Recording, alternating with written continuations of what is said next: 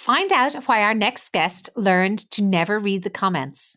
And what is a scarcity mentality? And how is it the single greatest threat to creating a truly diverse industry? Find out more next.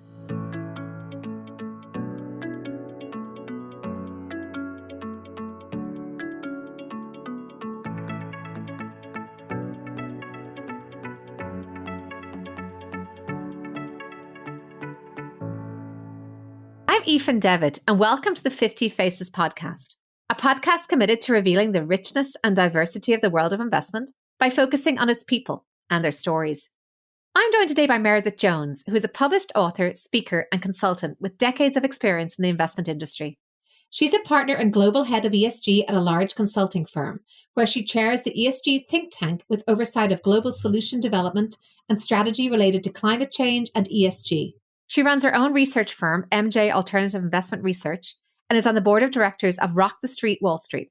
She's the author of Women on the Street, Why Female Money Managers Generate Higher Returns and How You Can Too. She also released a TED Talk on her life experiences that is linked to in the show notes called Creating Luck for Yourself. Welcome, Meredith. Thanks for joining me today. Thanks so much for having me. Well, we've known each other, it seems, for a long time on the circuit, but I'd love you just to summarize your background and how you ended up pursuing a role in the investment world. That's a great question. And I know I tackle that quite a bit in my TED Talk, so I'm going to try not to be too redundant here. But I will say that I'm probably the accidental investor. I am someone who certainly did not have a traditional trajectory into investing. I grew up in the semi-rural South. You can probably hear that a little bit in my voice.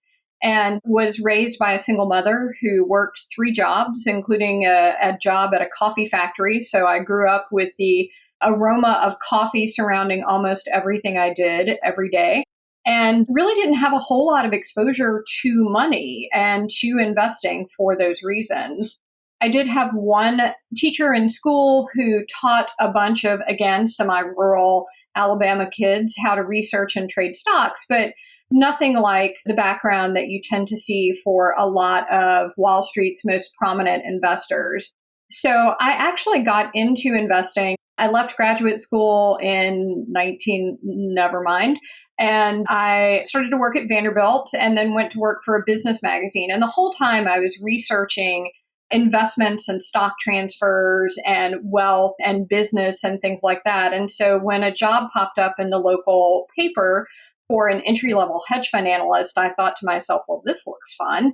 So I applied for it and lo and behold, got the job. The owner of that company was impressed with my research credentials and thought that I would pick up the hedge fund components pretty quickly. He was particularly impressed by the fact that I had bought a house as a single woman at 27, especially considering the money that I was making at that time. And so he thought that displayed some significant financial acumen. And so that's where I started. I worked my way up from that position to end up being a senior vice president of that company and have a seat on the investment committee. And over the course of the past 20 some years, I have worked at a lot of different firms, primarily doing research and consulting on alternative investments, but really anything that has to do with financials. Would you say there were any sort of surprising twists and turns in that trajectory? And maybe thinking about how you ended up now pivoting to more ESG and sustainable research?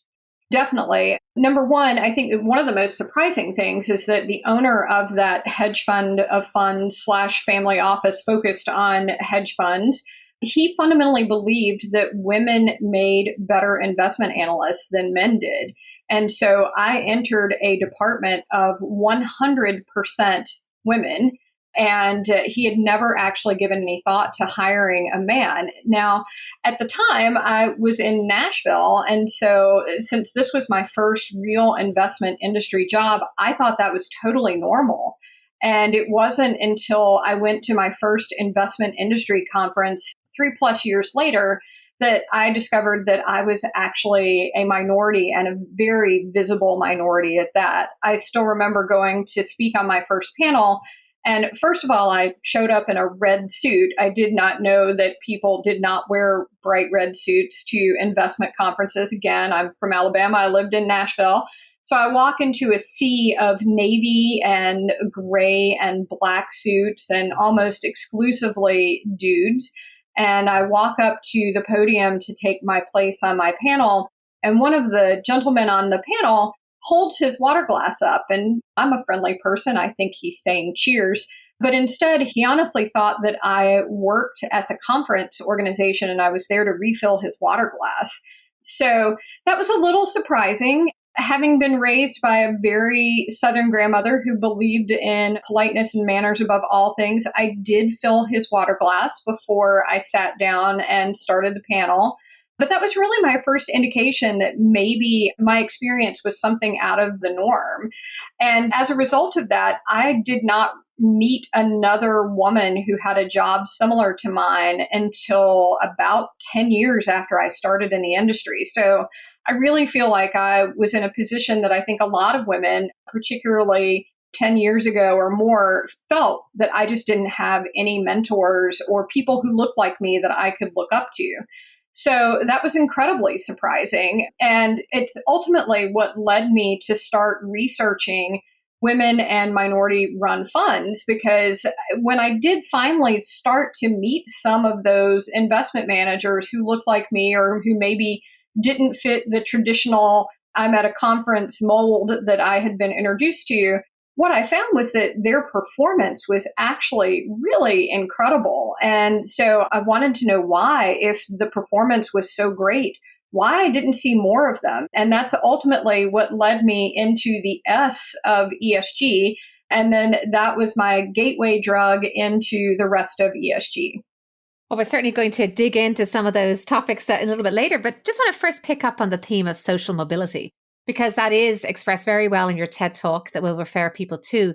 But also, how do you think about how the finance industry has improved in that respect? There's a lot of attention around diversity and better ethnic representation, but are we doing enough to actually get more spread of different socioeconomic backgrounds? I would say it's improved, obviously, in, again, the 20-some years that I've been involved in the industry. I would also say we still have quite a long way to go. A reporter called me not too long ago and wanted to know my reaction to the fact that there were 12 new female-run hedge funds launching, I think, in 2021. And how did I feel about that? And boy, what a long way we've come. And I told this reporter, I was like, I am delighted to see 12 significant female-run hedge funds launching in a single year. But let's face it, more than 1,000 hedge funds launched last year. And so while I can celebrate 12, I'll really celebrate when it's 120 or when it's 250.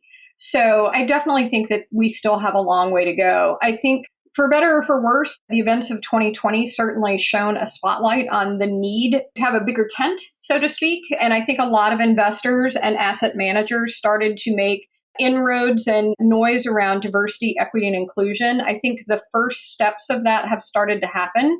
And I do think that there is a concerted effort to focus at least on the diversity component. The inclusion part is going to take a little bit longer, quite honestly. And unfortunately, diversity without inclusion is you just don't get all the juicy goodness out of it. And so I think we all have to do a better job of having diverse hiring panels, of searching for talent in areas that maybe we haven't looked at before. We have to really make an effort to have the voices heard in meetings and in decision making that maybe aren't always heard. And we need to do this in a way that communicates to everyone that incorporating diversity, equity, and inclusion makes the pie bigger. And I think that's a really important thing. It's not that these groups come in and take your pie. It's that, and I express this a lot to folks, when we have more diversity, equity, and inclusion, everyone is richer from Wall Street to Main Street. And if we can keep that in mind and make sure that we are focusing on that message and acting in ways that make that true, then I think everyone will be more on board with diversity and will really start to make more meaningful progress. And I think you're absolutely right that the inclusion piece has to be very intentional. It doesn't just fall out of the diversity piece. And if it's not there, then what's the point of all the action around diversity if we don't actually get people to stay in our industry? So I would love to go back to the book and talk about the reaction to it, because obviously you had seen the evidence and that's where the book is comprised. How was that book about female fund managers received when you published it? I would say generally speaking, pretty well. I had done a report on the outperformance of female-run hedge funds before I actually started working on the book. And that was a little tough. That's where I learned one of the best lessons that I have learned in my life about being even a semi-public creature. And that is, don't read the comments ever. The comments on some of the first research pieces that were picked up by mainstream media around the outperformance of female-run hedge funds questioned my intelligence, my politics, my sexual orientation, you name it. And so, like I said, the first thing I learned was don't read that stuff. A friend of mine actually told me something really important, because having read all of that, I was actually pretty terrified to have my book come out. And I called a friend of mine who is a behavioral finance specialist. He's both a psychologist and a finance professional. And I told him how worried I was about the reception of the book. And he said to me, he goes, Meredith, there's really two kinds of people in the world. There are people who do great things and think great ideas and put good things out into the world. And then there are a bunch of Dorito eating assholes who sit behind their computers and they take shots at them. You need to decide right now, are you going to be a badass bitch or are you going to be a Dorito eating asshole?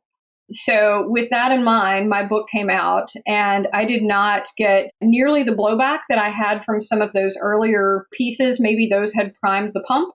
And I would hesitate to say that I think for a lot of people, it opened their eyes to the fact that not only did women have a lot to bring to the investing table, but in a way, because of the way the book was written with a lot of storytelling and interviews, it provided virtual mentors for people who may have been like me and just didn't have people to look up to, or didn't have folks that looked like them or thought like them, or were trying to raise kids or anything like that. So ultimately, it was a good thing. It was a terrifying thing, but I am very happy that I went ahead with it and avoided the Doritos.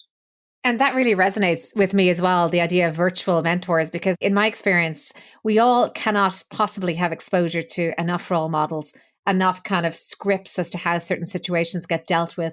And we end up with a small collection of anecdotes as to how this person handled maternity leave or this person came back. And we don't have data. We just have a small selection of anecdotes. So building, whether it be a library of role models through this podcast or through your book, I think that's one way to at least increase the volume that we have to look to. Absolutely. So now just doing a quick snapshot of where we are today. So after you published the book, it certainly got debate going, and it was validating for many who'd seen this a long time ago, like your original boss. How do you assess the current level of women managing money in the investment industry today, and why it's still not what it needs to be? Again, I think we've made progress. I don't think we've made anywhere near as much progress as we need to. And that is a source of continued frustration for me and for a lot of folks that are active in this area. I was actually just having a conversation with a great executive coach that I know who sometimes lets me on his sofa to decompress. And we were just talking about diversity and ESG burnout, because a lot of us have been talking about these issues for years and years and years. I mean, I've been involved in the diversity space since 2007. I've been in ESG for more than a decade, and suddenly it's hot. But there was a lot of blood, sweat, and tears and frustration that went before these topics really started to become well known. And I think, too, we have the ability to see what's worked and what hasn't worked, and not everybody's been privy to that.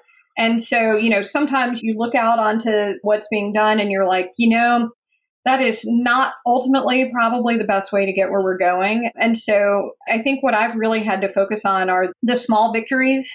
My grandmother always said, take one step and keep walking. That's how you make a long journey. And so that's what I continue to do. And that's what I continue to encourage other folks to do. But we've got to get beyond checking boxes and having policies that don't really have a whole lot of bite. I mean, this really has to be a mind shift change. It really has to be a change in working, period. And we're not quite there yet. I still see, for example, these programs that are focused on work-life balance, and they're only geared to women as if women are the only people who want to have a work-life balance. And what that does is it really pigeonholes women into a separate group, for example, and it doesn't normalize behaviors that are incredibly normal. So, for example, I think everybody probably wants to participate in their children's activities, male or female. But by making that more of a female situation, then it continues that stereotype that really I think can be limiting. I always tell the men that I talk to, look, if you're going to go leave work early and go see little Johnny play first lobster in the Christmas play, tell people you're doing it because that makes it okay for everybody else to do it too. So like I said, I think we started to make the first steps. The policies are good. From a policy standpoint, we need to move to measurement because policies without anything that you can actually measure and tangibly put your hands on is not going to drive the change you want to see. But then we just have to make it something that's endemic, something that's just normal, that women's issues are just human issues. Absolutely. And I think, just to borrow some investment terminology, we talk a lot about active and passive investing. I think this has to be an active mission that we have to make this difference. I don't think it's going to happen by passive action. Just like you mentioned around intentionally mentioning leaving work to go to an activity that's family related. Another guest on the podcast, Mitesh Sheth, has talked about how important it is for portfolio managers to mentor young, promising female analysts to become fund managers. You can't almost expect it to happen passively, that there has to be a concerted effort to do that. That's not the same as quotas, but it's the same as actually going out of your way to ensure that there are more women in these leadership portfolio management roles. Well, and I think to take your metaphor a little bit further, I mean, if you think about the fee differences between active and passive, this is not a 3 basis point problem. You can't just put in the bare minimum and expect change. This is a 55 basis point problem. This is a 100 basis point problem. And so everybody needs to put in the time and the effort and the energy to actually get change rolling and keep change going. This is not something that a policy is going to change. It's not something that a measurement is going to change. It has to take effort. You're absolutely right. And then just to move to the broader ESG question, I know that it's probably extremely broad what you're covering there in your role at Aon. But besides some of this diversity and some of the S and the G part, what is also top of mind in your ESG role there now in chairing the think tank?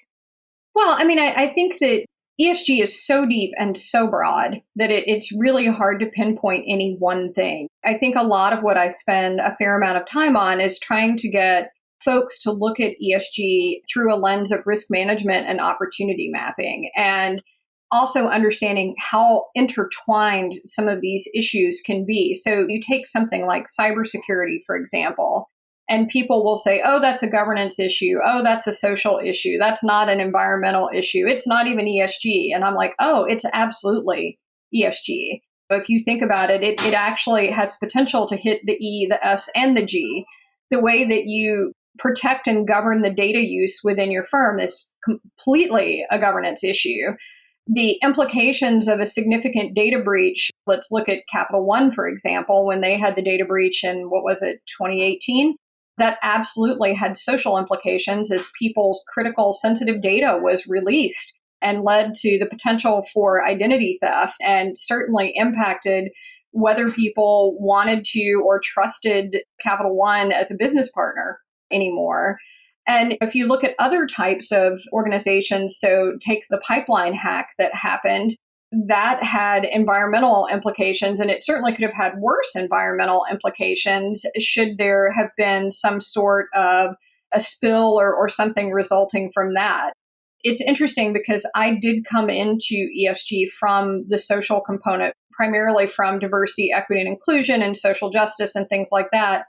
And there are people definitely who have approached ESG primarily from the E, the environmental side. But ultimately, all of these have to work together because climate change is going to have a disproportionate impact on historically disadvantaged groups.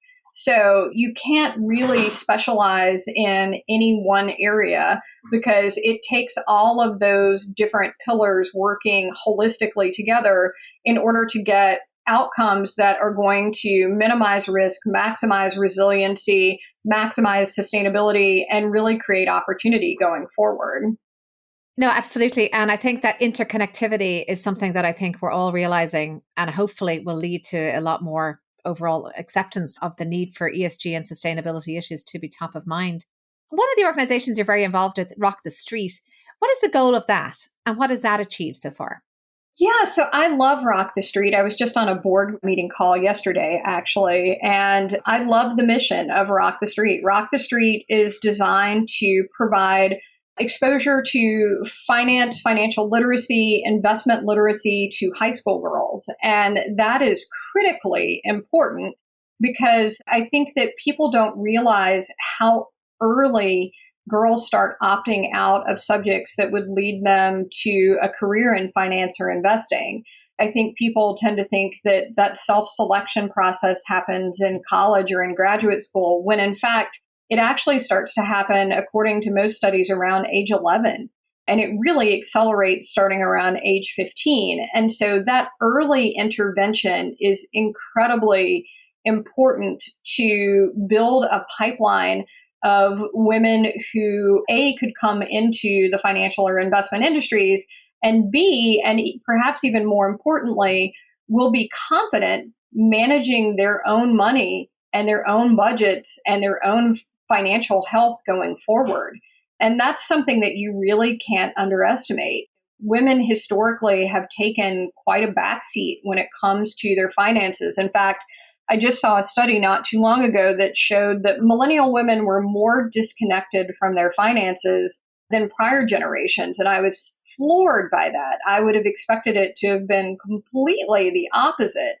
So it's programs like this, I think, that start to establish comfort with money and financial terminology. And again, I go back to my own history. If I hadn't had that one teacher in the 7th, 8th grade who decided that everyone in my class needed to learn how to research and invest, at least on paper, in stocks, I don't know if I would be sitting here today. So I'd like to think that among the girls that we're working with nationally, and now we have a chapter in Canada as well, that among that cohort, there are people who at some point will be managing my money down the line. And you also have a number of other board roles. One of the aids I try to bring into these podcasts and some of the training is to ask experts like yourself what they bring to the board roles, because I think that's another area where there's actually precious little in the way of a playbook or an instruction manual. So on some of your other boards, what do you seek to bring and what makes an effective board member or chair in your view? So I think that's a great question. I think it's particularly important given the fact that we still have a shortage of women on boards. All of my board work thus far has been on the nonprofit side, and I think that is a great training ground. But I think ultimately we still need to see more women on corporate boards and bringing that diversity of thought, that diversity of behavior, those differing backgrounds to bear, because we all know from the enormous amount of research that exists on this that diverse teams make better decisions. The process of getting to those decisions may be more uncomfortable. I think there's a fair body of research that shows that too, but ultimately it's completely worth it. So, as I think about board service and what women and what someone like me brings to a board, again, I think it's that diverse perspective. I think it's the diverse background. I did not have the traditional economics background in school or graduate school. I didn't come up through an investment bank. I've worked in a lot of different parts of financial services. And so as a result, I would like to think that rather than having a very narrow path where I am an inch wide but a mile deep, I have had a more meandering path, which may not look as good on paper, but ultimately means that I'm a mile wide and a foot deep. And that can be very beneficial for pattern recognition and connecting dots that maybe other people can't see because they've just been singularly focused on an area. So as people go out to create boards, what I would say is looking for people who don't have similar backgrounds to you, who have maybe taken a rather roundabout way or who have a background that doesn't check all your boxes, those folks may be exactly the kind of people that you need in order to engage in creative problem solving and to really, again, boost the overall resilience of an organization. I absolutely love that. The reference to pattern recognition. Having originally trained as a lawyer, we learned a lot about reasoning by analogy. And I think that certainly opens the door to a lot of creative thinking. So thanks for that. And let's return to some personal reflections now. So we talked about your career journey, you talked about some surprises. Were there any particular setbacks or challenges that you learned from that you can share? Yes, I think anybody who's worked in and around Wall Street has had them. I think any woman who's worked in and around Wall Street has probably had quite a few. I don't necessarily like to dwell on those, but I will say that over time, I have had depending on how you look on it, fortune or misfortune of running into individuals with a scarcity mentality. And what I mean by that is when there are so few senior roles available for women, there are two ways to look at that. The first way is there's not many roles. I have one and I need to protect it because A, there's not that many, and B, I'm more special because there's not that many. And the second way to look at it is something that I referenced a little bit earlier, that it's not a finite number. It shouldn't be a finite number. Investing is all about a meritocracy. And so if you earn it and if people earn it, then the entire enterprise grows and there should be more and more senior roles. So I think the number one thing I learned from the setbacks I've had, which I would say have generally fallen into that scarcity mentality bucket, is that that's not how I want to operate. Not only do I want to climb the ladder and end up in a place where I'm happy and contributing and adding value and really just feeling good about my work, I want to reach my hand down and help other people up too, because it doesn't make me less special. The rareness of having senior women shouldn't be an attribute that you want to try to protect. So I think it's really had a tremendous effect on how I try to interact with really everyone in the industry, but specifically folks that maybe have been historically in an underrepresented group. It reminds me of the analogy of growing a pie, but also it not being a zero-sum game, the growth of finance. Absolutely. So game theory would tell you that you should never play a game where somebody has to lose in order for you to win. I absolutely believe in that. There are win-win situations, and I always try to work for those. That's actually one of the things I love about ESG is that taken at its most basic level, ESG integration isn't about making the world a better place, but the collateral benefit of doing ESG is that not only do you protect against risks, not only do you create corporate value, but you also make the world a better place. And so it's that kind of virtuous cycle that really appeals to me just on a day-to-day basis. And it's really what keeps me getting up and hitting I guess I should say the Zoom call. I was going to say the pavement, but hitting the Zoom calls at 6 and 7 o'clock in the morning. And we've spoken a little bit about key mentors and leaders that you've learned from. Were there any key people who influenced you or who you've been really impressed by that you can mention here? And I probably have far too many, I know, but maybe just one or two just as an example. There are way too many, and I have learned from watching way too many Academy Award speeches that whoever you mention, you're going to take some grief for not mentioning a bunch of other people. Certainly the women in my book, although by no means the totality of fantastic women in the industry, I am in awe of them, not just because they're really great at what they do, but because they were willing to share their stories and get personal and, like I said, become those virtual mentors that we all need so much. I cannot thank them enough. And quite honestly, I feel like the group of them changed my life. Maybe instead of mentioning names, we can go to some wisdom, because I know that there have been many words of wisdom shared, but equally that you probably have your own creed or motto that you live by. Can you share anything there? Yeah, I think one of the things that I learned probably later in life than I should have was don't internalize criticism from people that you wouldn't go to for advice, which was a big one. quite frankly, because I am one of those people who takes everything on board. And that can be paralyzing. And so I really had to work to sift through and determine what was actual constructive feedback and what was just noise. And that, I'm sad to say, like I said, took me a lot longer than it probably should have. And the other thing, and I've already mentioned this, is that looking back to what my grandmother would say, take one step and keep walking. The investment industry generally, but certainly the areas that I work in, are a marathon, not a sprint. And so there are going to be days when you are exhausted and frustrated. And I have had one or two Naomi Campbell moments where I have, in the privacy of my own home office, maybe hurled my cell phone across the room. But they're good days too. And so making sure that you focus on your micro victories and what's going well will get you through the rest of the marathon.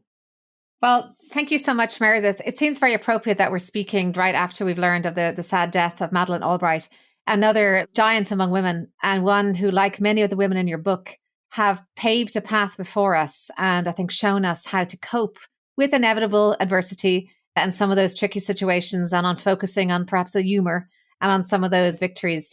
And speaking with you here and just hearing your energy and the intellectual energy and curiosity and passion that you bring to all of your work is just so inspiring. So thank you so much for coming here and sharing your insights with us. Well, thank you so much for having me. I appreciate you letting me and my Southern drawl take over your podcast for a little while. It has been nothing short of a delight. I'm Aoife Devitt. Thank you for listening to the 50 Faces podcast. If you liked what you heard and would like to tune in to hear more inspiring investors and their personal journeys, please subscribe on Apple Podcasts or wherever you get your podcasts. You can find all of our content on the 50 Faces Hub, where you'll find a library of role models, resources, and other solutions to enhance your career. This podcast is for informational purposes only and should not be construed as investment advice, and all views are personal and should not be attributed to the organizations and affiliations of the host or any guest.